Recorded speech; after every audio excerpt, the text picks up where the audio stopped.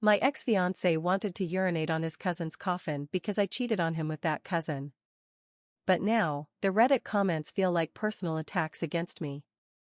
I can't understand why he still holds on to so much poison for a man who's already dead, who can no longer hurt him.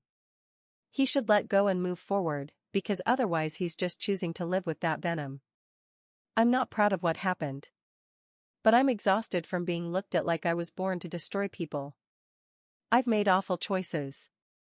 I've hurt people I never meant to hurt.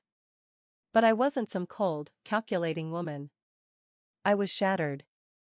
And I'm still picking up the pieces of who I used to be. I guess this story begins long before the man I almost married. I grew up in a house that felt like ice. My parents divorced when I was 9 years old, and both of them seemed to treat me more like a duty than a daughter.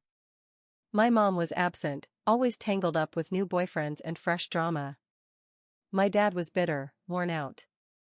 There was no tenderness in that house. Love was foreign to me. All I understood was survival. And deep down, I ached for someone, anyone, to truly see me. So, when I met my ex, I was 22 and emotionally hollow. He made me feel safe. He didn't push me. He asked about me. He remembered small things. Slowly, I let myself believe I could be loved. I was so grateful that I think I ignored how much I still needed to grow. I remember the first time he took me to his grandparents' home. I broke down crying in the bathroom because there was this entire wall full of family photos. Everyone smiling in ridiculous Christmas sweaters.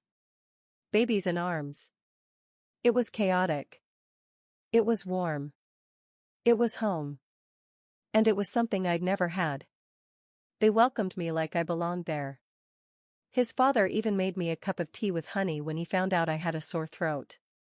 No one's dad had ever done something like that for me before. And then there was Kevin. A few years younger than my ex. At first glance, a little awkward. Always hanging around. Always ready to talk. He was more expressive than my ex. He showed his emotions freely, and he told stories that made me laugh so hard I forgot how drained I was. It felt so good to be near him. It's not that my ex didn't make me feel cared for, but Kevin had something different.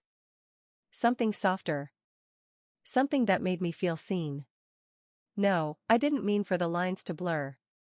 But things between me and my ex had grown distant. We had fallen into a routine. He shared the blame too. He was focused on work. On planning our wedding.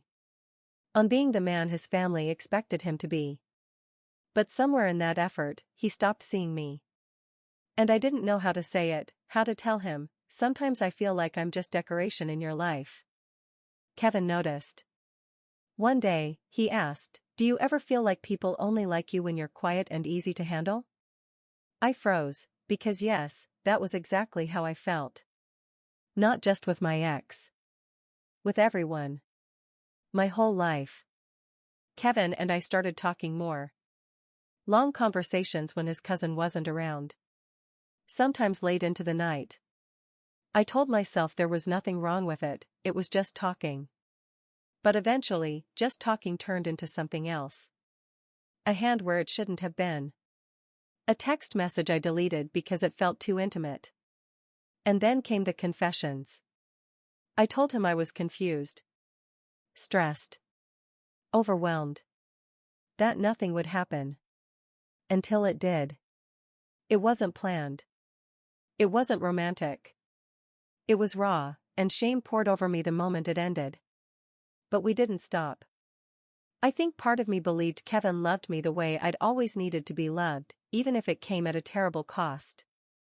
We hid it for weeks, while I was still helping finish wedding invitations with the man who kissed me goodnight. I hated myself. Then one day, Kevin's mother, his aunt, saw us. We tried to lie, but she knew.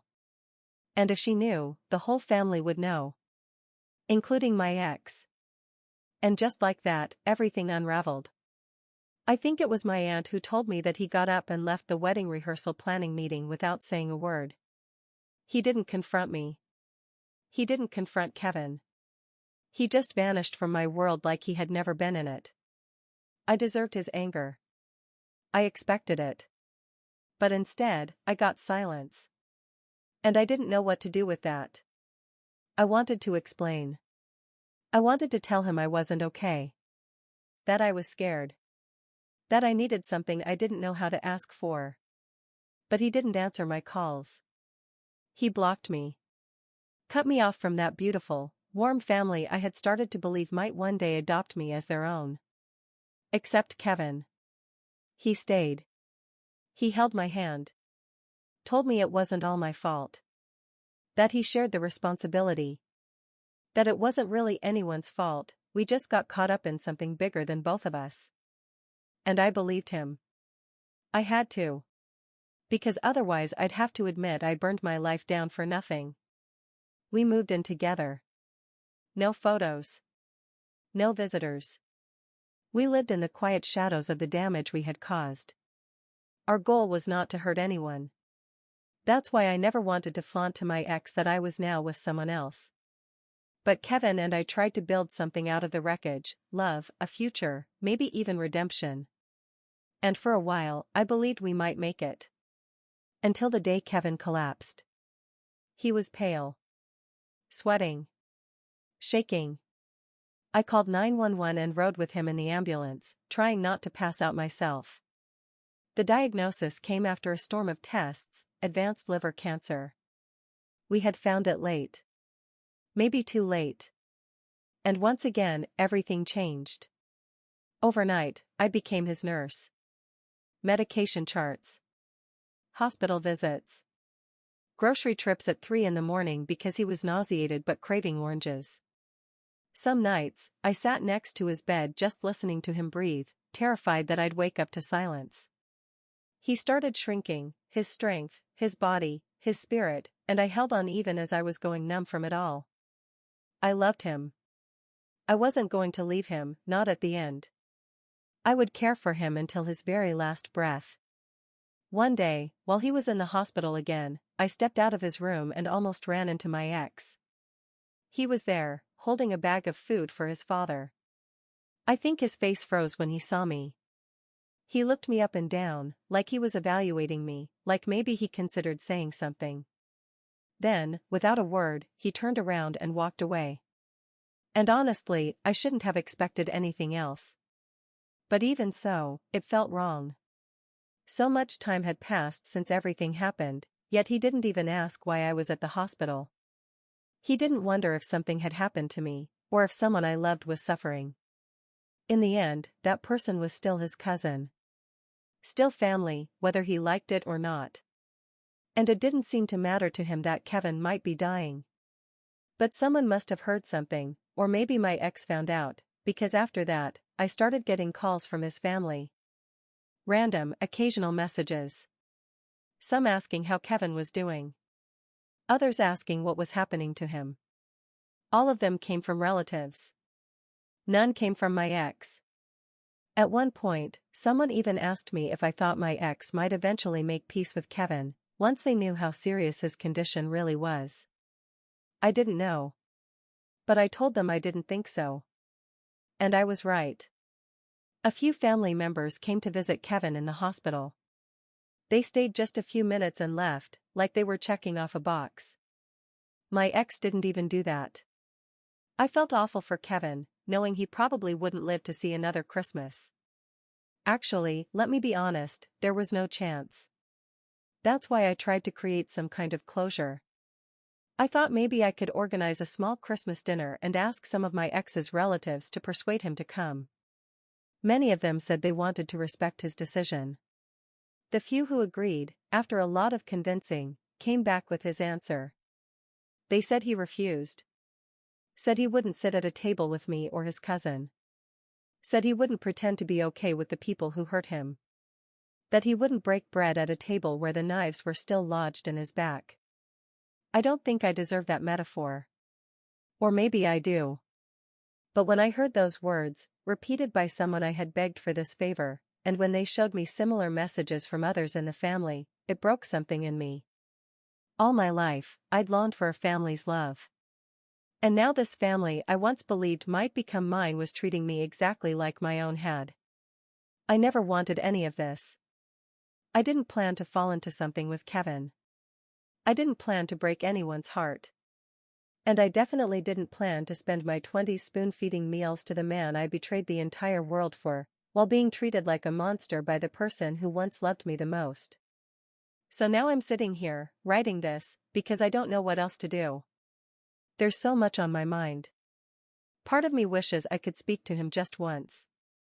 Just to say I'm sorry. Just to explain and show him where I was coming from. I know he believes I'm beyond redemption. And I've tried to accept that. Tried to tell myself he has every right to protect his heart. That I lost the right to ask anything of him the day I crossed that line. But I keep seeing Kevin's face after that call. He was too proud to admit it, but I could see something inside him broke. And something inside me broke too. Because finally, I understood what people mean when they say guilt comes in layers. Yes, I made a choice. But so did he. He chose to treat Kevin like he was already dead. Even now, when Kevin's skin has taken on a color I can't describe, when he sleeps more than he speaks, the man I thought I'd spend my life with won't even look me in the eyes when we pass each other in the hallway. That's why I'm writing this. Not to erase the past, because if I wanted to do that, I wouldn't have told you what I did. I'm not trying to make myself look good. I'm just desperate for someone to tell me how to reach him. How to say, "You don't have to forgive me. But please, don't let him die thinking he's the worst thing in this world." I believe that even if Kevin made mistakes, that doesn't mean he deserves to die like this. Kevin has already paid the price for what he did. He was exiled from his family and lived with that every single day, right up to now, when he has so little time left. He served his sentence. And now, it's time to at least let him go with a clean conscience. This is the last thing I want to do for Kevin. I want him to be able to leave this world with a clean soul, knowing that not everyone hates him. That would be my last gift to him, for the love I still have. Because we all deserve to close this chapter with his death, and finally leave the past where it belongs. And now you ask for empathy, because the man you cheated with is dying. But where was your empathy when you were lying to your fiancé's face?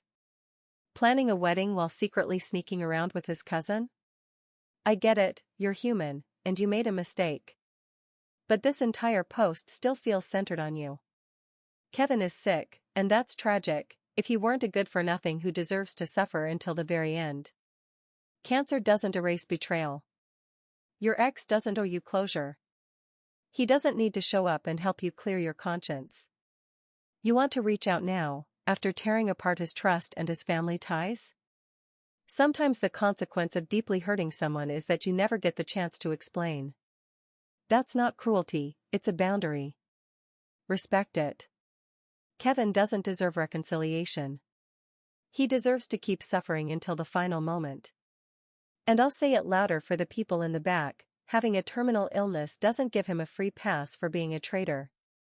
Both of you shattered your ex's life. What did you expect? That he'd see his cousin lying in a hospital bed and magically forget the cheating, the betrayal, the humiliation? Now you want a conversation, just because death is knocking. Where was that clarity when it actually mattered? Let that man grieve in peace. Dragging him back into your mess for the sake of your closure is just another act of selfishness. This is harsh, but you need to hear it. You were the worst thing that ever happened to him. And now you want him to play the role of a saint before the credits roll? You cheated on him, with his cousin, and now you're surprised he doesn't want to be part of Kevin's goodbye? Sorry, but Kevin doesn't deserve a goodbye. Or forgiveness. Or whatever you're searching for. What Kevin deserves is to keep suffering. Honestly, I was about to write that your ex should help send him faster to the other side, but that would be too merciful. Your guilt is not his responsibility. And trying to manipulate him into action is disgusting. If Kevin dies without seeing him, which I would absolutely celebrate, that's on Kevin. Actions have consequences. Let me introduce you to some of them, you're living one right now. Hey, being a cheater also comes with being stupid. Your ex is doing great without you. Stop dragging him into the most painful moment of his life. Closure? That's for you. And for that pathetic corpse in the making. Your ex gets nothing from this. Helping you would be doing you a favor. And if he really does fulfill your twisted little wish, then congratulations, you just won the lottery. But if I could talk to your ex for 5 minutes, I'd tell him this: let your cousin, the idiot, die alone, feeling like the garbage he is. Let him lie there, convinced he screwed up so badly he's going to hell. And as for you, the cheater, let you suffer knowing your one true love left this world too soon, and that he's waiting for you in a very warm place, with a spiky seat right next to his. If your ex doesn't give you this, I'll be thrilled. But since I haven't been very good this year, I don't know if Santa's bringing me that kind of gift. I don't know either of you. But I'd smile knowing both cheaters got what they deserved, and your ex got his revenge. I'd sit down on Christmas morning, eggnog in hand, and say, he did it. That glorious bastard actually did it. And if anyone asks why? It's because I've been cheated on too, and I want to see this lying bitch burn. Update 1. It's been almost a year since I last wrote, and I hesitated even posting this. But I guess I needed to get the words out, not for everyone who had heartless things to say to me. And if not for me, then at least for someone who was dying. Damn it. Because there were people, just a few, who left me kind, heartfelt messages. And I hold on to those. Because I like to find the good in things. Even if it's rare, I like to believe there are still kind people in this world. What's not so good is that my life feels like a field of smoldering ruins.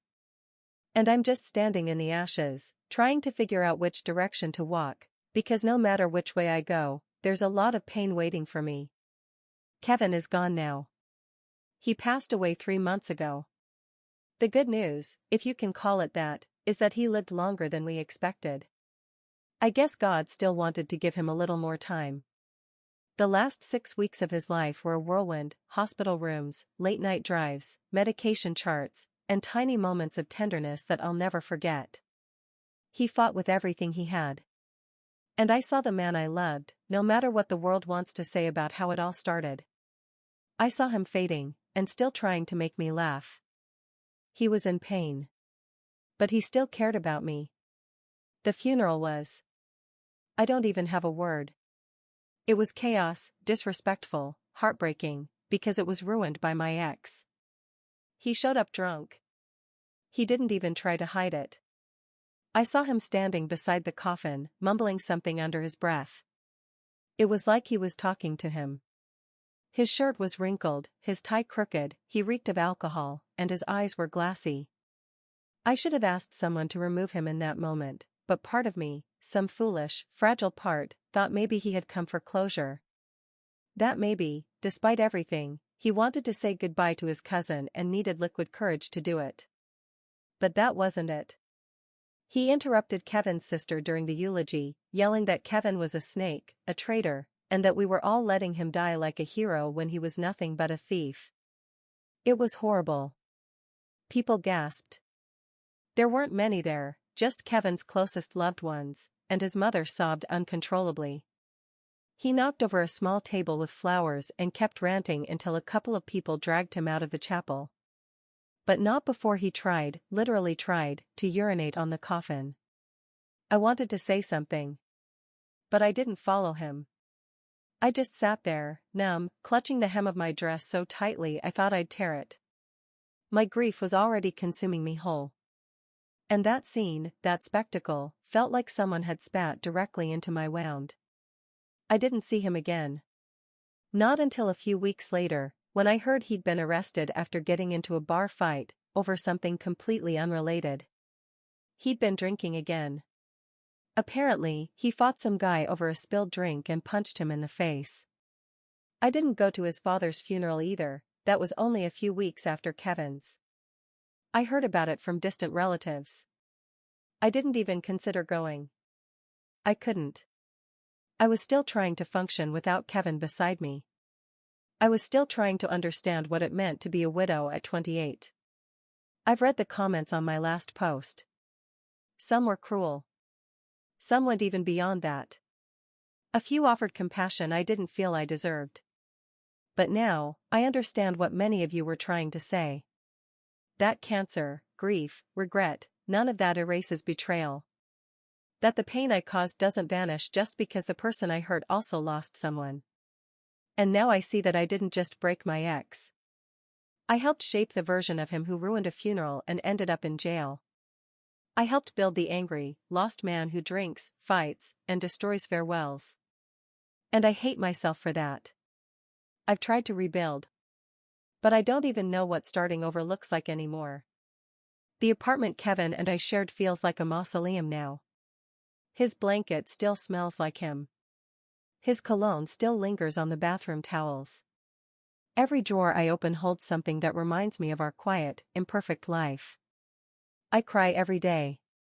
Sometimes for him. Sometimes for the girl I used to be, before everything exploded. Now I'm looking for work. I had to quit my last job because they reduced my hours, and honestly, I could barely stay on my feet. I preferred to spend that time with my husband. I'm also trying to find a new place, something smaller, somewhere without ghosts in every corner. I've sent out applications for admin work, even a few part-time caregiving jobs. I got used to that rhythm, even if it hurts. I haven't spoken to my ex since the funeral. I don't think I ever will again. There's nothing left to say.